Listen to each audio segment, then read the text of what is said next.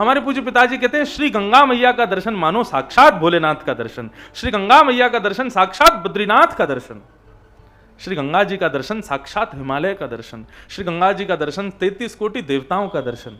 दर्शन से ही सब पवित्र हो जाते हैं। तो ऐसी गंगा मैया बद्रीनाथ, केदारनाथ, गंगोत्री, यमुनोत्री और हिमालय के सुंदर सुंदर भावों का स्पर्श करते हुए यहाँ से हमारी कथा का स्पर्श लेकर के पृथ्वी पर जा रही हैं, उनको हम प्रणाम करते हैं, वंदन करते हैं।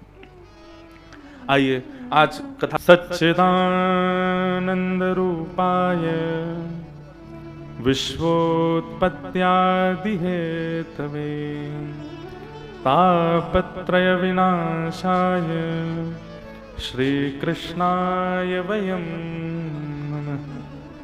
यं प्रव्रजन्तमनुपेतमपेतकृत्यं द्वैपायनो विरह कातर्या जुहाव पुत्रेति तन्मयतया तर्वोऽभिनेदुः तं सर्वभूतहृदयं मुनिमानतोऽस्मि।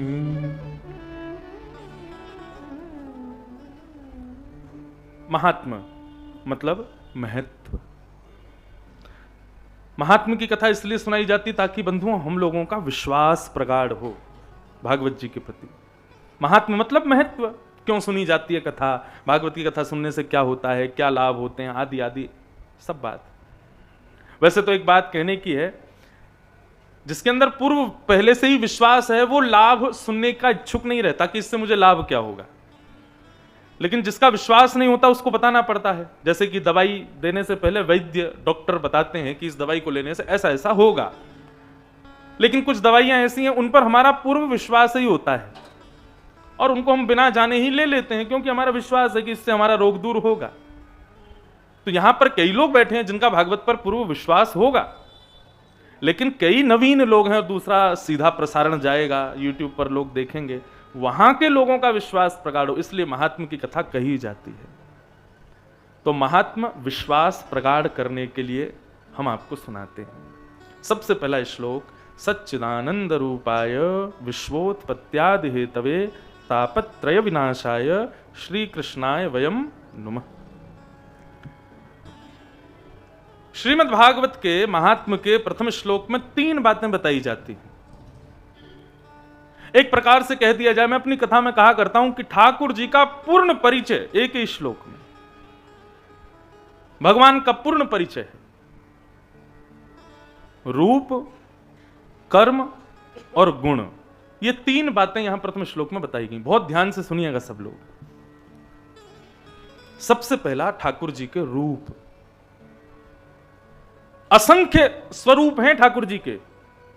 वही राम हैं, वही कृष्ण हैं, वही गिरधरनाथ गिरधर गोपाल हैं, वही रंगनाथ हैं, वही तिरुपति बालाजी, वही बद्रीनाथ, वही द्वारिकानाथ।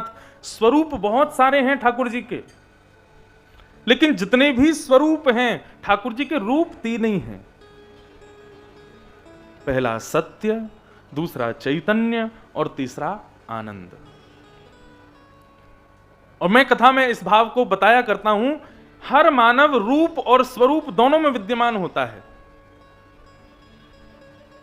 मैं कथा कहता हूं ये मेरा स्वरूप है, ये मेरा रूप नहीं है।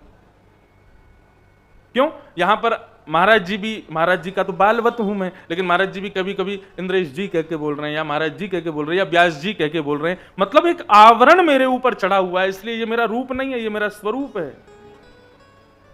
कहने का मतलब, जब हम संसार के प्रति कोई स्वरूप धारण करते हैं वो स्वरूप कहलाता है, लेकिन जब हम अपने परिवार के सन्मुख होते हैं जहां पर हमारा कोई आवरण नहीं होता, उसको रूप कहते हैं।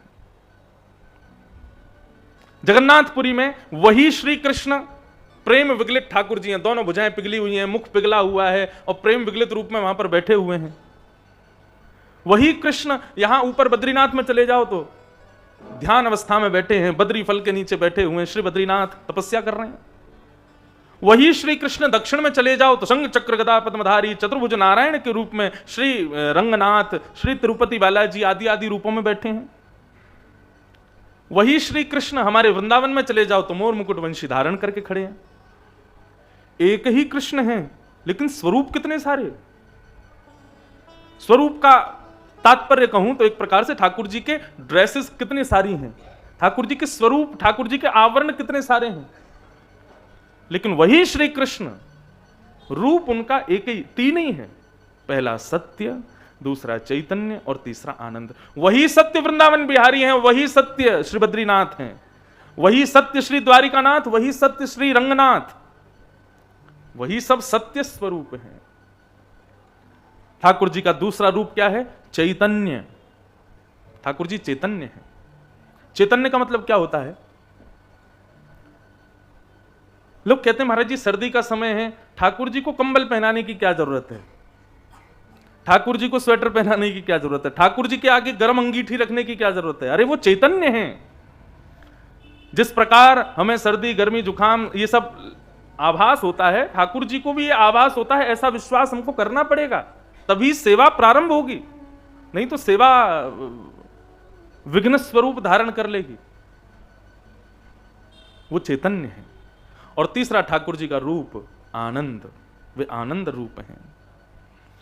अब यहां से बद्रीनाथ या आप लोग जाओगे तो ऋषिकेश से सुबह 5-6 बजे निकलना पड़ता है, और रास्ता में घूम घूम के सिर पूरा घूमने लगता है। बद्रीनाथ जब उतरते हैं गाड़ी में से तो बिना गाड़ी के भी ऐसा लगता है कि पृथ्वी घूम रही है पूरी। लेकिन जैसे ही श्री बद्रीनाथ मंदिर में जाओगे, सामने श्री बद्रीनाथ भगवान का दर्शन करोगे, कितनी भी थकान हो शरीर की, कितने भी हम थके आ रहे हो, कितना भी हमने कष्ट पाया हो रास्ते में, लेकिन ठाकुर जी को देखते ही ऐसा लगता है कि मानो परम सुख का अनुभव हुआ हो, परम आनंद का अनुभव हुआ हो। उस समय घर की टेंशन, परिवार की टेंशन, ऑफिस दफ्तरों की टेंशन सब भूल जाते हैं। ठाकुर जी को देखते ही बस लगता है कि पूरे विश्व में सर्वानंद यदि कहीं है तो वो यहां है। उस समय जो सुख का अनुभव होता है वो सुख नहीं, वो आनंद है। तो ठाकुर जी के तीन रूप, सत्य, चैतन्य और आनंद। आप दुनिया के सामने झूठ बोल सकते हो, लेकिन ठाकुर जी के सामने हमसे चाह के भी झूठ नहीं बोलता। हम सबसे अपना रूप छुपा लेते हैं। मेरे अंदर क्रोध है, मेरे अंदर लोभ है, मेरे अंदर मोह है, मेरे अंदर ईर्ष्या है, द्वेष है, अभिनिवेश है, ये मैं सबसे छुपा लूंगा, लेकिन ठाकुर जी से नहीं छुपाता। कई लोग जाके ठाकुर जी के सामने कान पकड़ते हैं। क्यों पकड़ते हैं? क्योंकि व्यक्ति जानता है कि मैं कैसा हूं। ठाकुर जी आपको तो सब पता है। ये दुनिया वालों के सामने मैंने बड़े बड़े आवरण लगा रखे हैं अपने चेहरे पे, बड़ा अपने आप को भजनानंदी दिखाता हूं, बड़ा अपने आप को कथा सुनने वाला श्रोता दिखाता हूं, बड़ा अपने आप को मैं जो है संयमी दिखाता हूं, लेकिन अंदर की बात सब आप जानते हो। ठाकुर जी आपसे कुछ छुपा नहीं है, आप सत्य हो। अच्छा एक बात और कहूं, हम हाथ किसके आगे जोड़ते हैं, हम सर किसके आगे झुकाते हैं, हम पूरे शरीर को किसके आगे झुकाते हैं? जिसके प्रति हमारा पूर्ण समर्पण हो। और पूर्ण समर्पण सदैव उसके प्रति होता है जिससे हमारा कुछ छुपा ना हो।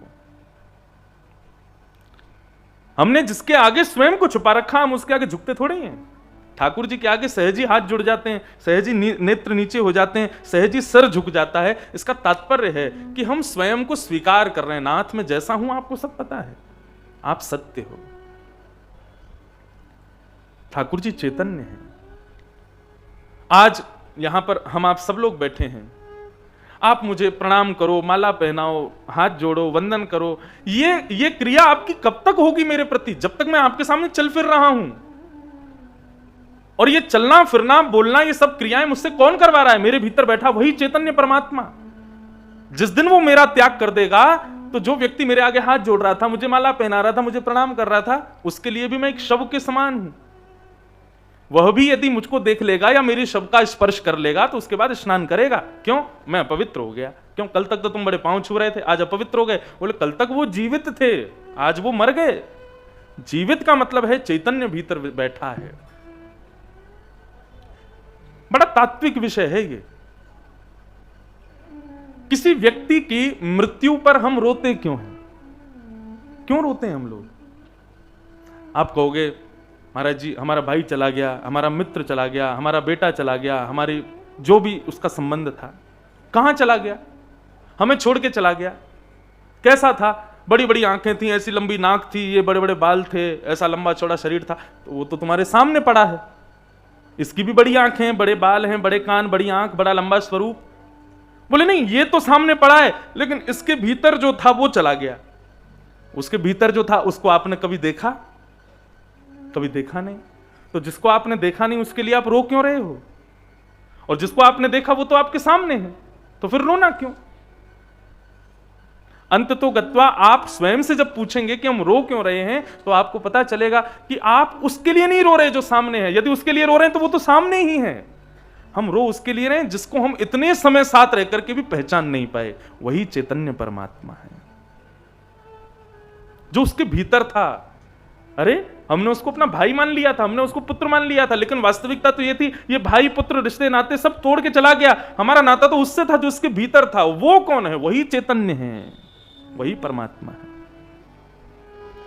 सूरदास जी महाराज कहते हैं, मुझे ये पद बड़ा प्रिय है सूरदास जी का, मन पंछी उड़ जई है जा दिन, मन पंछी उड़ जई है जा, ता दिन तेरे तन तरुवर के, ता दिन तेरे तन तरुवर के, सब ही बात झड़ जई है,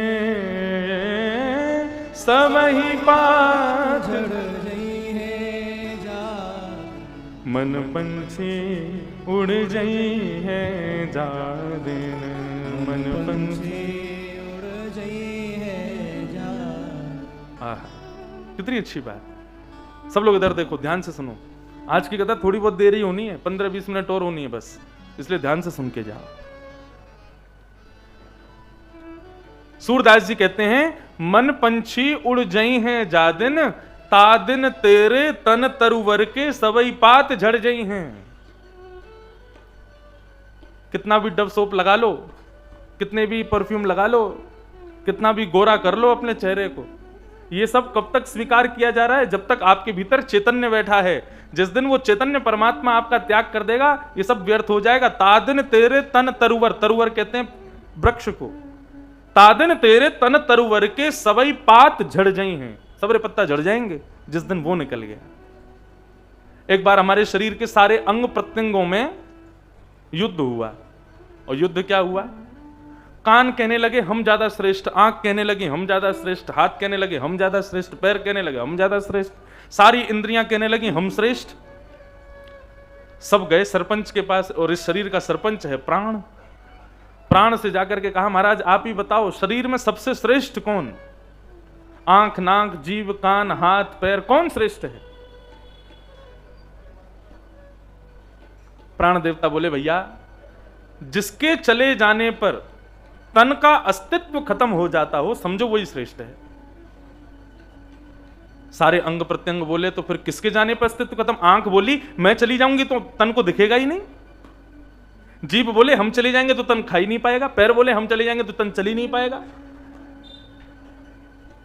प्राण देवता अंत में बोले, एक काम करो, एक एक करके तुम सब चले जाओ। आंख चली गई, कान चली गई, जीभ चली गई, पैर चले गए, हाथ सब चले गए।